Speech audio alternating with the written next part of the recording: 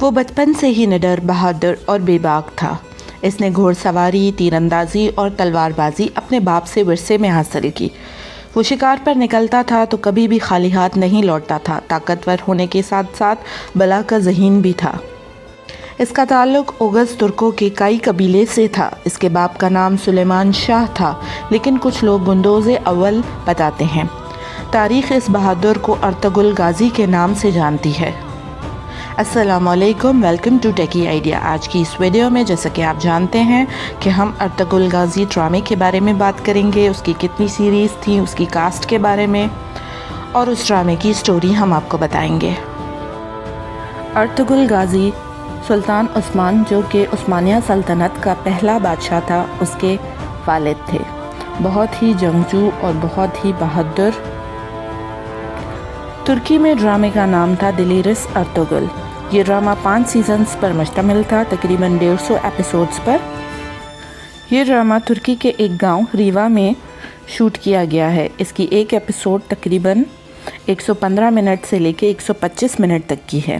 ترکی کے channel TRT1 پر یہ drama 10 دسمبر 2014 سے آن ایئر کیا گیا۔ ساری دنیا میں اس ڈرامے کو بہت زیادہ شہرت اور مقبولیت حاصل ہوئی ہے۔ اس ڈرامے کے ڈائریکٹر ہیں میٹن گنے۔ اس ڈرامے کے پروڈیوسر اور رائٹر ہیں محمد بوزداغ۔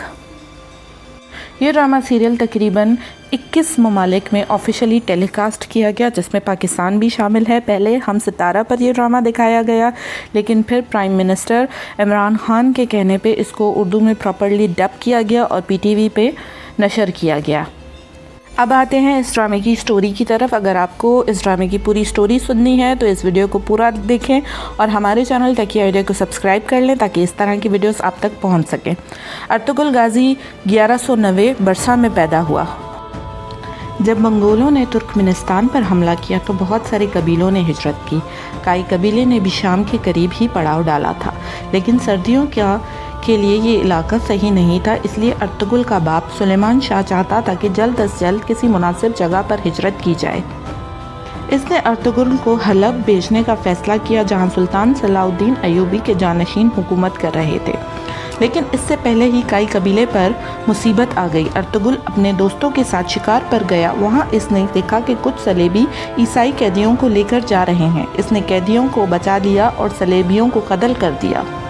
وہ قیدیوں کو اپنے قبیلے میں لے آیا۔ اس میں قتل کرنے والے صلیبیوں میں اناطولیہ کے سردار تیتوش کا بھائی بھی قتل کر دیا، جس سے صلیبی کائی قبیلے کے دشمن ہو گئے۔ ان قیدیوں میں سلجوق سلطنت کا شہزادہ نعمان، اس کی بیٹی حلیمہ اور اس کا بیٹا شامل تھا۔ بعد میں حلیمہ ارطغرل کی بیوی بھی بنی۔ سلطان نے بغاوت کے ڈر سے اپنے بھائیوں کو قید کر دیا تھا، لیکن شہزادہ نعمان کائی قبیلے کے ہاتھ لگ گیا تھا۔ اس کی بازیابی کے لیے سلجوق گورنر نے بہت دھمکایا قبیلے کو، لیکن سردار نے انکار کر دیا ان کو واپس کرنے سے۔ جب ارطغرل حلب گیا تو سازشوں نے قیدیوں کو صلیبیوں کے حوالے کر دیا۔ حلب میں ارطغرل بہت سازشوں کا شکار ہوا، پر اپنی عقل اور بہادری سے بچ نکلا۔ ارطغرل کو جو علاقہ سلطان نے دیا وہ صلیبیوں کے قلعے کے قریب تھا۔ سرداروں نے بہت مخالفت کی، پر سلیمان شاہ نے ہجرت کی اور قبیلہ اناطولیہ کی سرحد پر آباد ہو گیا۔ تیتوش نے اپنے بھائی کے قتل کا بدلہ لینے کے لیے ان پر حملہ کیا۔ کائیوں نے ارطغرل کی قیادت میں ان کے قلعے پر حملہ کیا اور کلابی قلعے فتح کر لیا۔ 1225 میں سلیمان شاہ کے انتقال کے بعد قبیلے کے سردار کا مسئلہ سامنے آیا، لیکن فیصلے سے پہلے ہی منگولوں نے ان پر حملہ کر دیا۔ 1230 میں چنگیز خان کی قیادت میں منگول چین فتح کر چکے تھے اور ایران بھی۔ منگولوں کے ایک سردار نویان نے تمام ترک قبیلوں پر حملہ کیا اور رونتا چلا گیا۔ اس نے کائی قبیلے پر بھی حملہ کیا اور آگ لگا دی۔ لوگوں نے بہت مشکل سے جان بچائی اور حائمہ خاتون، جو ارطغرل کی ماں تھی، اور گلدارو، جو ارطغرل کا بھائی تھا، کی قیادت میں اپنے دوست قبیلے دودرگا چلے گئے۔ دودرگا قبیلے کا سردار ارطغرل کا ماموں تھا۔ اس نے ان کو رہنے کی جگہ دی اور مدد کا فیصلہ کیا۔ ارطغرل نے منگولوں کے خلاف لڑنے کا فیصلہ کیا، پر سارے قبیلے نے اس کی مخالفت کر دی۔ در حقیقت ارطغرل کو پتا تھا کہ منگول خاموش نہیں بیٹھیں گے اور سب کچھ تباہ و برباد کر دیں گے۔ اس نے اپنی بیوی کو سلجوق بھیجنے کا فیصلہ کیا تاکہ وہ سلجوق میں مقیم ہو سکے اور منگولوں کے خلاف جنگ بھی کر سکے۔ اس کے لیے مغرب کے قریب اناطولیہ کا ایک علاقے کا انتخاب کیا۔ نبیان کے خلاف جنگ کے دوران بہت مشکلات کا سامنا کرنا پڑا اسے۔ ارطغرل کے ماموں کی وفات کے بعد اس کی ماموں کا بیٹا سردار بنا۔ ارطغرل کے بھائی گلدارو نے سرداروں کو پیسے دے کے ساتھ ملا لیا اور خود کائی کا سردار بن گیا تاکہ ارطغرل کو اناطولیہ جانے سے روک سکے۔ گلدارو کی پشت پر سلجوق سلطنت کا نامزد وزیر سعد الدین کوپک تھا۔ وہ ایک فتنے سے بھرا انسان تھا جو سلجوق سلطان کو مار کر تخت پر قبضہ کرنا چاہتا تھا اور ارطغرل اس کی راہ کی رکاوٹ تھا۔ ارطغرل نے منگولوں کے سردار نویان کو جنگ میں شکست دی اور صلیبیوں کی سرحد پر ہجرت کا فیصلہ کیا۔ ایک دینی شخصیت ابن العربی جو ہر فیصلے میں ارطغرل کی رہنمائی کرتا تھا اور ترکوں کی ایک تنظیم جس کا نام سفید داڑھی والے تھا، وہ دونوں ارطغرل کی پشت پر تھے۔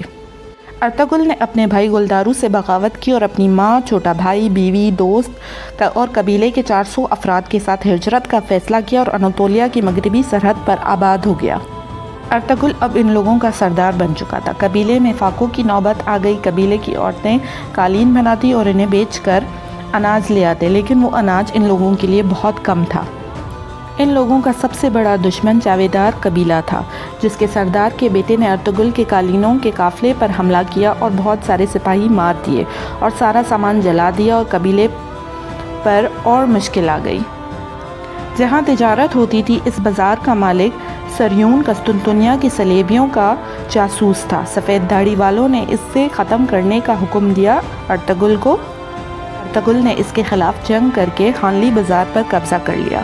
سلطان علاء الدین کا جب اس علاقے سے گزر ہوا تو اس نے خانلی بازار کے رومیوں اور عیسائی تاجروں سے ارطغرل کی ایمانداری اور بہادری کا تذکرہ سنا تو وہ اس سے بہت متاثر ہوا۔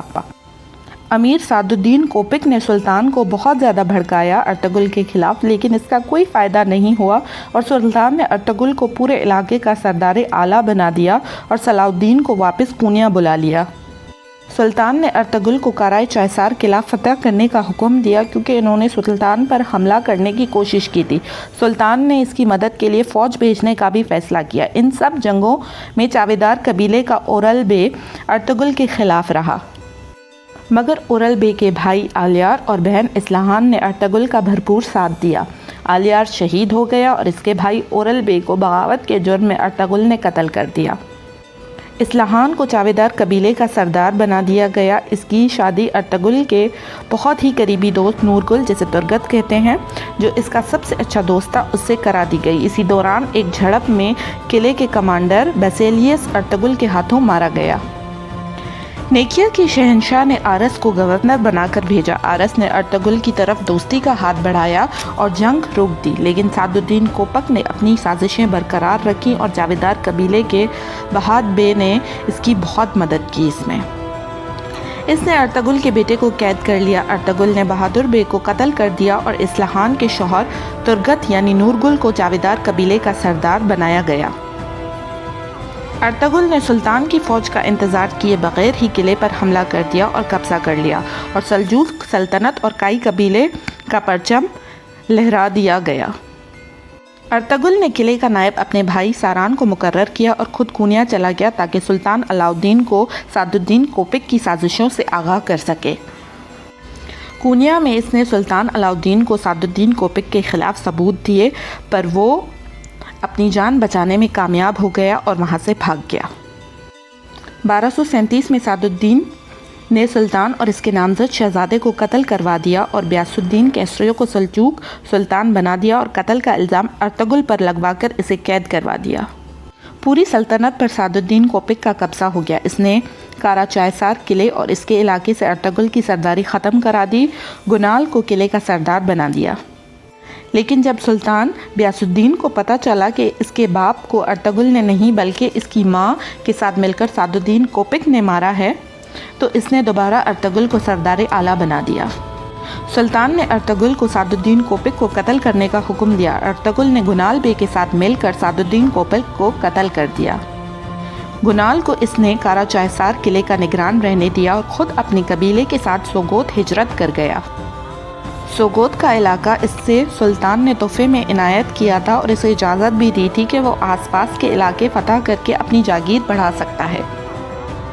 اسی دوران اوکتائی خان نے دوبارہ اناطولیہ پر حملہ کرنے کا سوچا۔ یہ کام نویان کو سونپا گیا۔ اسے کہا گیا کہ وہ سلطان غیاث الدین کو اطاعت پر راضی کرے یا تو اناطولیہ کو تباہ و برباد کر دے۔ نویان نے جب سلطان کو یہ بتایا تو سلطان غیاث الدین نے ارطغرل کو اپنا سفیر بنا کر نویان کے ساتھ بھیجا اور ساتھ صلح نامہ بھی بھیجا۔ نویان کی بہن نے ارطغرل کی غیر موجودگی کا فائدہ اٹھایا اور کائی قبیلے پر حملہ کر دیا، پر کامیاب نہ ہو سکی اور ماری گئی۔ ادھر اوکتائی خان نے امن معاہدے پر مہر لگا دی اور سلجوقیوں کو 2 سال کی مہلت مل گئی۔ اسی دن اوکتائی خان مارا گیا اور اس کے ذمہ دار ارطغرل کو مانا گیا، پر ارطغرل اپنی جان بچا کر بھاگ نکلا۔ 1243 میں نویان نے اوکتائی خان کے بیٹے قدم خان کو اناطولیہ پر حملہ کرنے کے لیے تیار کیا۔ اس کے نتیجے میں کوسے ڈاک کی جنگ لڑی گئی۔ نیکیا کے شہزادے کا بیٹا خود ارطغرل کے پاس آیا اور شہنشاہ کی جانب سے معذرت کی اور دوستی کا ہاتھ بڑھایا، جس کے بعد صلیبیوں کا خطرہ سوگوت سے ٹل گیا۔ اب سوگوت ارطغرل غازی کی جاگیر تھا۔ کوسے ڈاک کی جنگ میں سلجوقیوں کو بری طرح شکست ہوئی اور منگولوں نے اناطولیہ پر قبضہ کر لیا۔ سارے سردار یہاں تک کہ سلطان بھی منگولوں کو ٹیکس دینے پر مجبور ہو گیا۔ منگولوں کا سربراہ ہلاکو خان بن چکا تھا، جو مشرق میں تبریز تک خون کی ندیاں بہا چکا تھا اور اناطولیہ کے باغیوں کو ختم کرنے کا منصوبہ بنا رہا تھا۔ ارطغرل نے سوگوت میں اپنا قبیلہ بسا لیا تھا اور اندر ہی اندر وہ منگولوں کے خلاف کام کر رہا تھا۔ ظاہری طور پہ وہ منگولوں کو ٹیکس دے رہا تھا، لیکن وہ ان کے خلاف لڑائی کی تیاری بھی کر رہا تھا۔ اس نے مصر کے سلطان اور چنگیز خان کے پوتے برقع خان، جس نے اپنے قبیلے کے ساتھ مل کر اسلام قبول کر لیا تھا اور منگولوں کے خلاف جنگ جاری رکھے ہوئے تھا، اس کے ساتھ مل کر ایک منصوبہ بنایا۔ اس نے ان دونوں کو اکٹھا کیا اور لڑنے کے لیے تیار کیا۔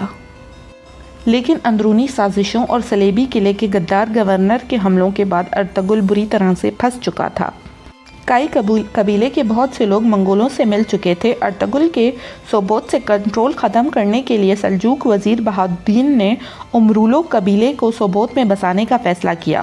امرولو قبیلے کا سردار ارطغرل کے خلاف تھا، مگر اس کی بیٹی ارطغرل کو پسند کرتی تھی۔ بعد میں ارطغرل نے اس سے شادی بھی کر لی۔ صلیبی باغیوں نے قلعے پر قبضہ کر لیا۔